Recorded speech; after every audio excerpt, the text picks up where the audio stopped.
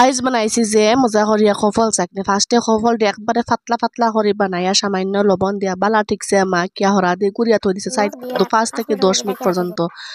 আর ইনোর মাঝে তোরা তেতই ভিজাইয়া তৈছে তেতই গলি যাইবার লাগি। আর ইনোর মাঝে একটা নাগা হুকনা নাগা মরিচ রে ফুড়িয়া আর একটা গোটা রসুন রে ফুড়িয়া বেলা মতো ছেঁচি লাইছি।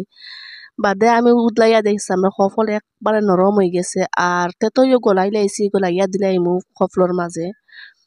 আর সফল মাঝে দিয়া ঠিকছে মাখি মু সফল লাগে তেতই বেলা মতে মাখি যায় যে মজা হয় ওলা আপনারা একবার বানাইয়া চাইবা যে ভাল লাগে খাইতে।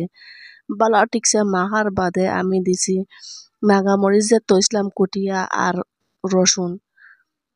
যদি আপনারা কাছে আমার রেসিপি ভালো লাগে তো প্লিজ লাইক করবা আর বেশ বেশ করে শেয়ার করবা। আর আমি আপনারা লাগে নতুন নতুন রেসিপি সিলটি রেসিপি লইয়া আইমু। আর নাগা মরিচ আর রসুন দেওয়ার বাদে বালা ঠিকছে মাখি লাইছি আর ওই গেছে আমার মজার সফল চাকনি। তো চলো আয়োকা আমার লগে সবাই খাই লইবা।